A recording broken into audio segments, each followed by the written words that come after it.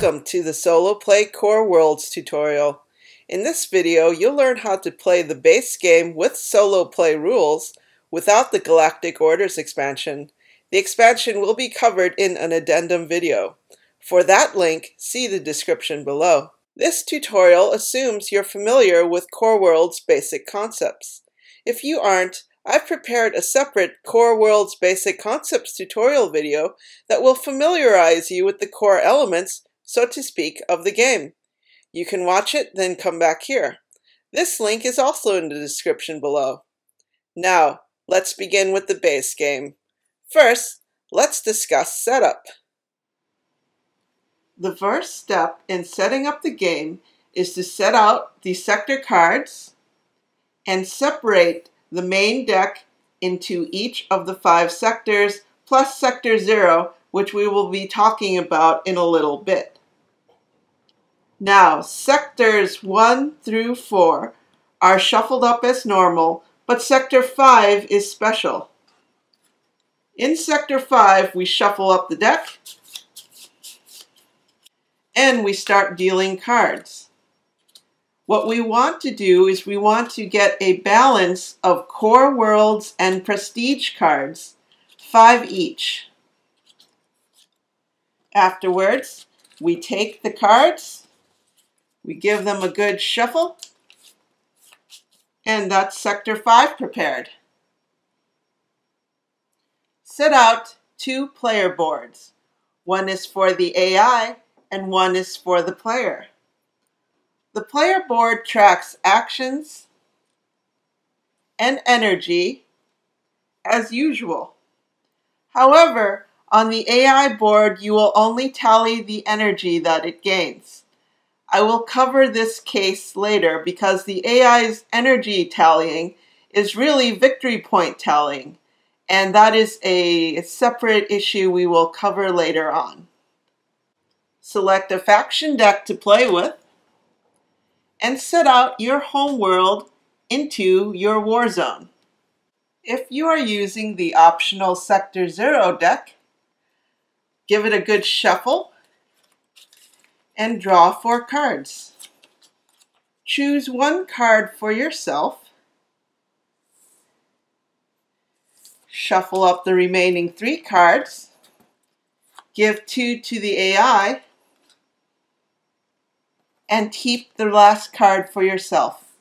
When replacing cards in your faction deck, you may only replace Snub Fighters and Galactic Grunts with your new cards. Give your faction deck a good shuffle, and your empire is ready for play. Let's discuss setting up the universe. In the base game multiplayer, the universe is simply a long line of cards that you can draft anywhere from. But in Core Worlds SoloPlay rules, the universe is spatial in nature. You must be adjacent to a card which are located in the gray areas in order to act upon it. So in order to invade a world or to draft a card, you need to be orthogonally adjacent. That is, adjacent side to side or up and down. Diagonally doesn't count. The destiny marker represents the AI's location, and this round marker represents your location. You and the AI start in the same location at the beginning of the game. Now, let's set up the first sector in the universe. Drawing from the Sector 1 deck, we see that there are 6 setup positions. There will always be 6 cards in the universe, though their positions will change as the game progresses. At the beginning of the game, we will use these 6 setup positions. As the game progresses, cards may end up in corners as well. So let's fill the universe from Sector 1. You want to fill the universe in a clockwise direction.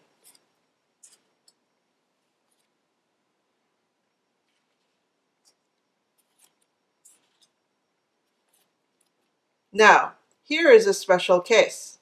We are about to place a fourth world card into play. Now, we can choose, instead of having 4 worlds, we can choose to have another card so that we have a balance. We could choose to place the fourth world since we have the stipulated at least 2 worlds and 2 non-world cards, but we can go ahead and decide to try to find a non-world card instead. Now, the special thing about tactics cards is in the case of drawing 4 non-world cards. If you had 4 non-world cards and you drew a tactics card while you're trying to find a world, you would still have to place the tactics card if there was no other tactics card around. So in other words, tactics cards are required when they show up and there's no other tactics cards around. To help illustrate this point further, let me show you another example of universe setup.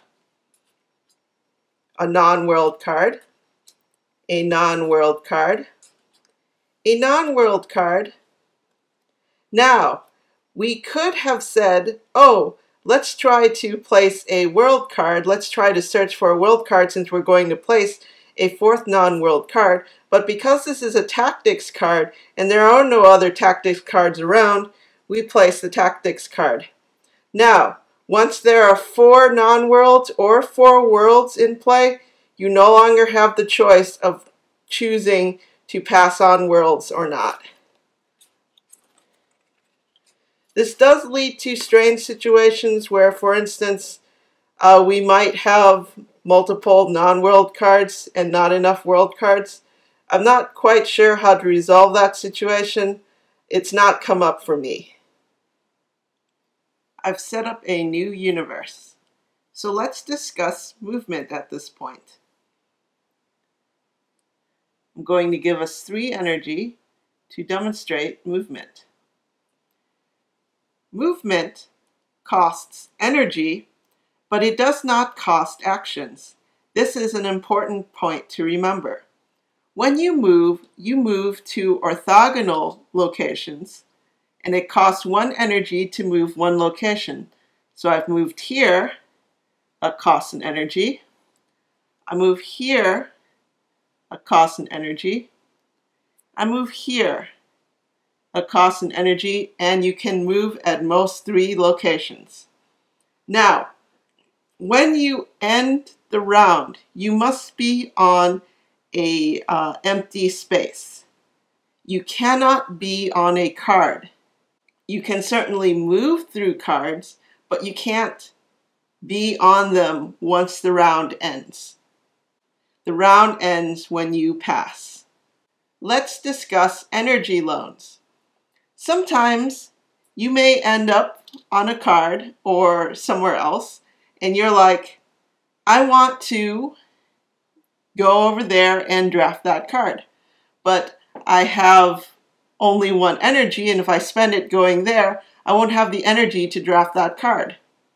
That can be taken care of with an energy loan. Energy loans are represented by these energy surge tokens. When you take a loan, you place the energy surge token over the central location you are moving. You can only borrow energy to move through the center location, and you move for free because you're getting loaned 1 energy, and then you can draft the card, pay your energy for drafting the card, pay your action for drafting the card, and move to that location. I will discuss this free movement that occurs when you draft a card or invade a card later. Now, once an energy loan is in place, you can't cross over the space without repaying that loan. So now it costs you 2 energy to move across the center. If you have unpaid loans at the end of the game, this gives the AI points. 1 point if you have an unpaid energy loan, and 3 points if you have 2 unpaid loans. Let's discuss AI movement next. The AI moves, and it always moves clockwise. It never crosses the center. You can cross the center, but the AI doesn't. So the AI moves in a clockwise manner. When it's directed to stop on a card, it takes that card. After it stops, it must be on an empty space. If you happen to be in the same place as the AI, you can catch a ride on the AI when it moves. And that ride is a free ride because you're using the gravity of the universe to move. Now that we've discussed movement, let's move forwards and play the game. There are 3 energy surge tokens in the game. We use 2 to represent the energy loans, and the 3rd we'll use to represent the current round. The phases in the SoloPlay game occur in a different order than the multiplayer game in order to reduce randomness of the draw. The phases in order in SoloPlay are the Galactic phase, the draw phase, the energy phase, the action phase, the discard phase, and the end phase. In the Galactic phase, we reset the universe, adding new cards and removing old cards. The first step in the Galactic phase is to find any card with an energy token and remove it from play. The second step is for any cards remaining in the universe, add an energy token to them. The third step is to take the corresponding sector deck and refill the universe. You refill the universe to 6 cards, and you start clockwise from the AI position. So the first free space clockwise from the AI position is this space, and we fill in the corners this time. Now, a special rule is that spaces next to the player, if the player is not on the AI, spaces next to the player are not filled. So for instance, let's reverse that play and say that the player was in this space instead. We would then skip this space because it's adjacent to the player orthogonally, and so we place the new card here. We don't place here because it's adjacent. We don't place here because it's adjacent. And now we fill out the rest of the universe. We never fill the center of the universe. We only fill the outer edges. One thing to make note of, if there are 3 non-worlds or 3 worlds and you're about to place the 4th of one kind or the other, you can choose to pass on that 4th card and keep drawing, just like you did in the setup of the game. The draw phase is simple. Look at the number of cards in the current sector and draw that many cards. Let's take the time to set our actions to the number of actions in the current sector, or 5 in this case. Now, let's move on to the energy phase. The energy phase is quite simple. As discussed in the tutorial for basic concepts, you just add the energy that your worlds produce. You use any energy ability, such as on your home world, to discard 2 cards once to generate 1 energy. And you can play energy cards and other energy abilities at this time. Now, energy surges are as effective as what the AI currently has in their stack. Suppose the AI had this soul world in its empire. We would only produce 1 energy because 4, the energy that our world produces, is greater than 1, the energy that the AI's world produces.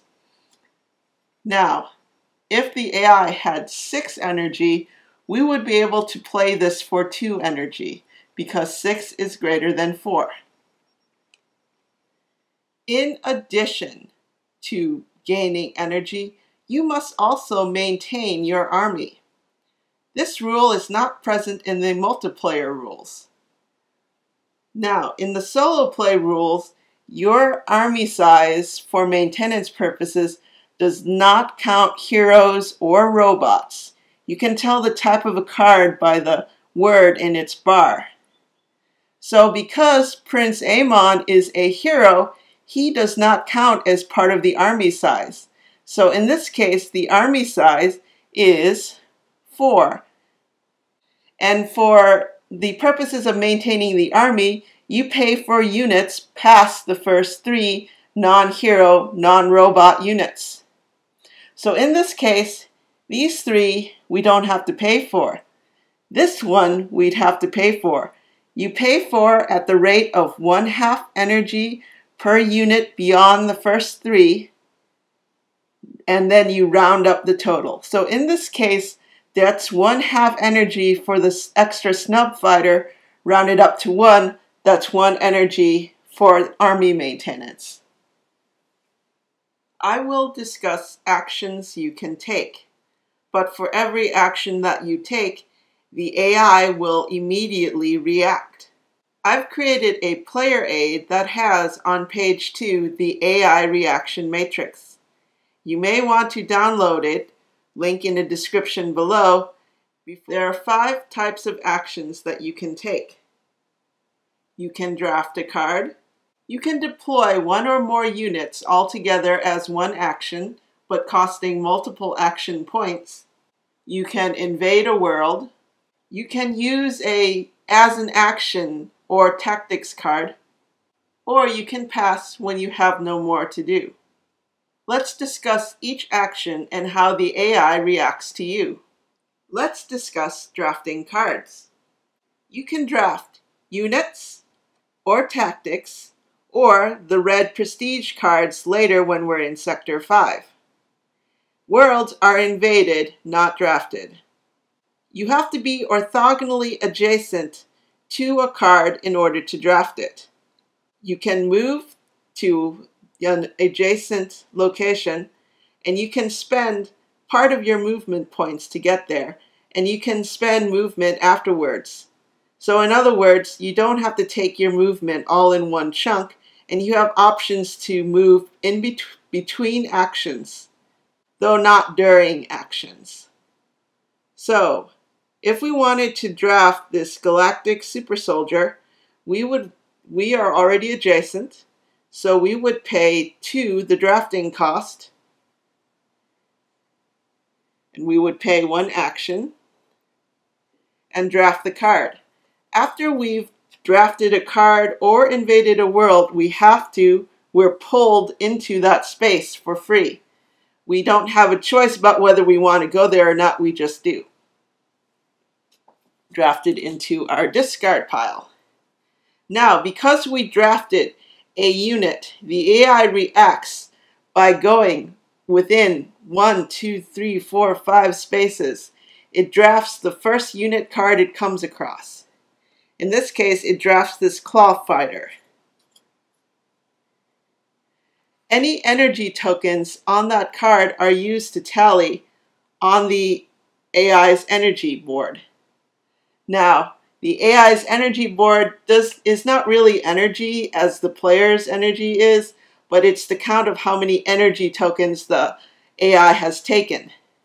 That converts to victory points at the end of the game for the AI. So you don't want to let the AI take too many of those. Future Alpha here to tell you that prestige cards work in the same way that unit cards do when you draft them. You draft a prestige card, the AI will move up to 5 spaces and try to draft a prestige card as well. Things are different if you draft a tactics card. So say we had 2 energy again. We're adjacent to the tactics card, we pay the draft cost, which is 2. We're pulled into that space. And the AI this time does not take a card, but it instead moves up to 5 spaces to an empty location. It must move at least 1 space, but otherwise it's up to you where you want to move it. The next type of action you can take is to deploy multiple units together as part of one action, but paying 1 action point per unit deployed. The problem with the deployment of units is that directly after your deployment, the AI will move to a world within 5 spaces and take it over before you get a chance to. So for instance, I want to take over Perseus and I need another ground strength.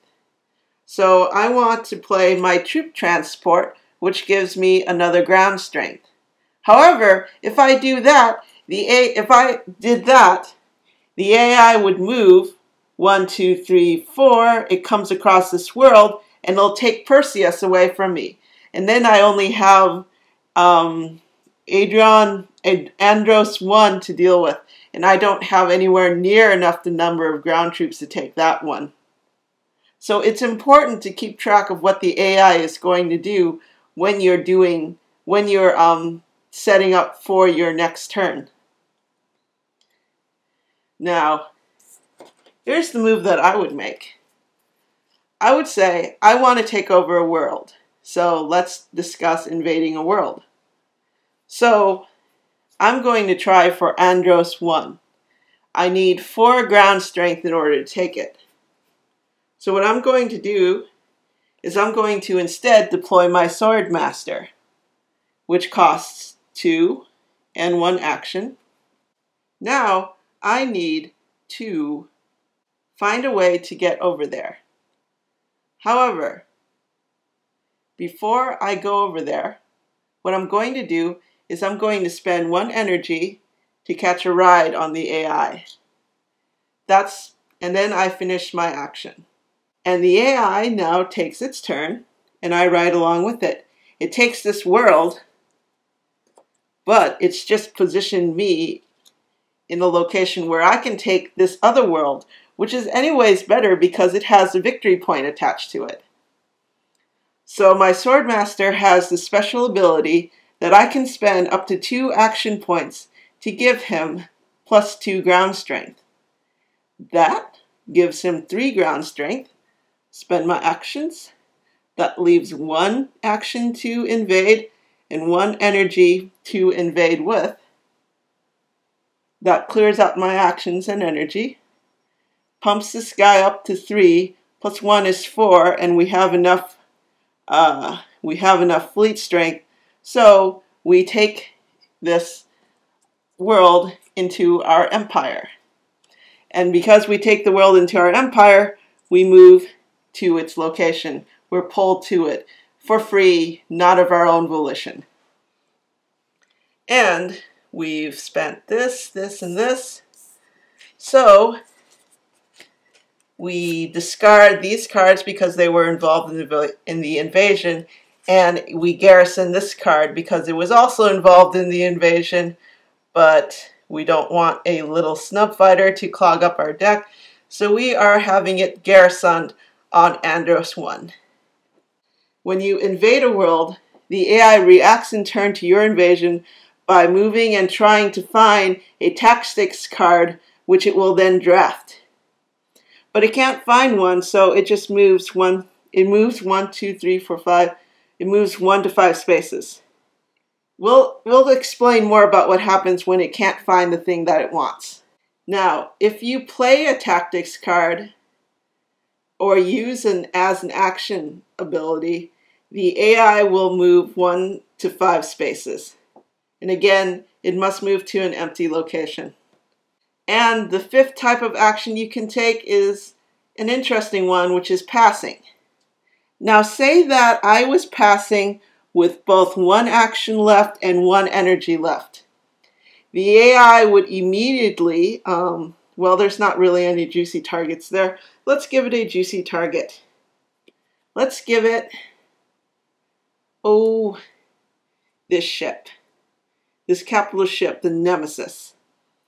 Now, because I pass with at least 1 energy and at least 1 action, the AI will move as far as it can and this ignores for once the 5 spaces that it needs to move clockwise. The AI always moves clockwise, never counterclockwise.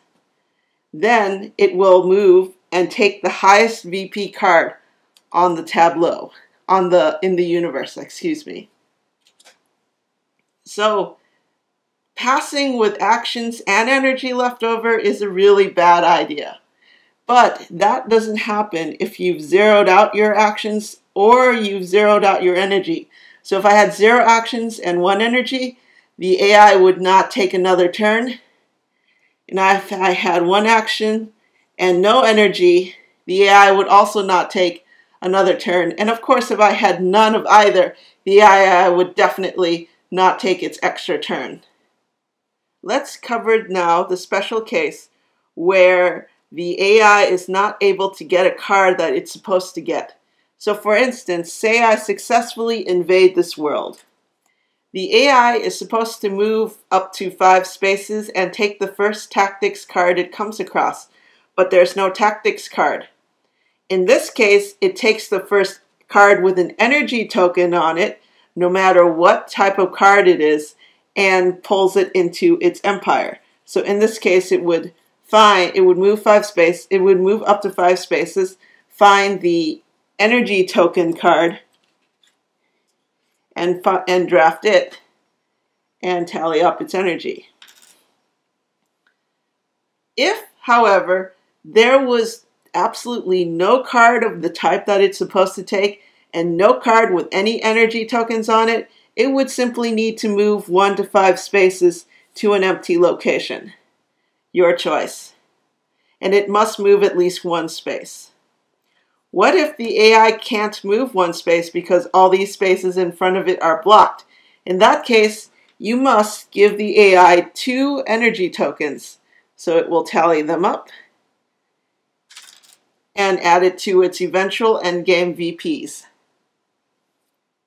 In the discard phase, you discard your hand. However, you can keep 1 card in your hand for next time. It just means that you'll be drawing 1 fewer card the next time, the next draw phase that comes around. In the end phase, advance the round marker by 1 and reset your actions to the number of actions in the sector or the new sector that you're in.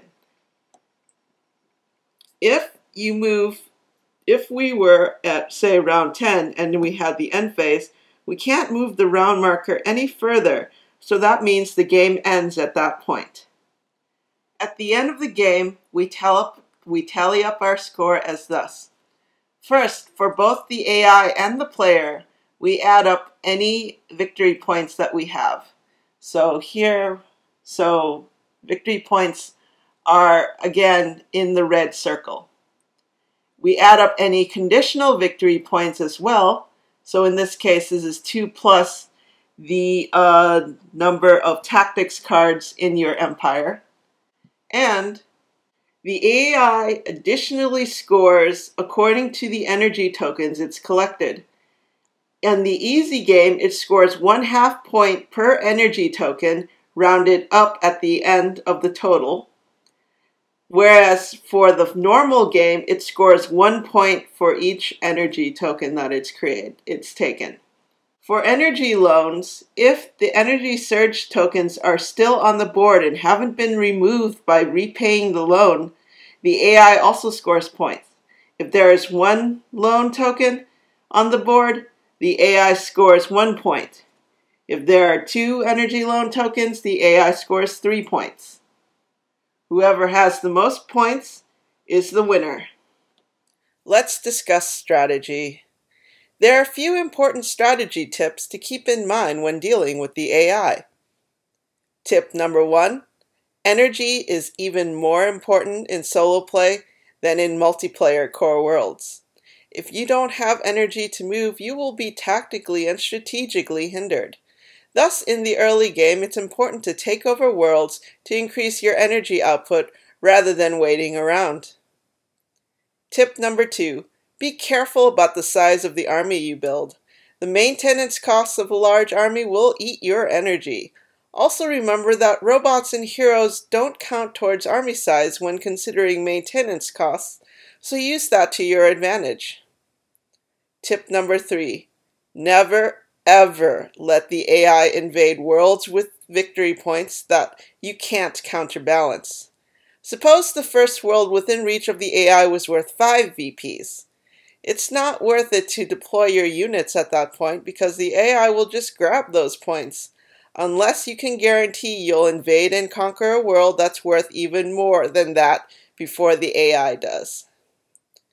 Tip number 4. Manipulating the AI is highly important. Plan your moves ahead of time, as you know how the AI is going to react. If you need to play units and the AI is within smiting distance of a planet you don't want it to invade, draft a card instead to provoke the AI into moving past the planet. Tip number 5.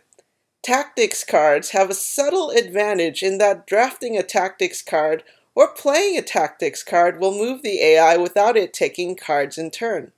This can be highly important at certain points in the game when you want the AI to move past a card that you don't want it to have.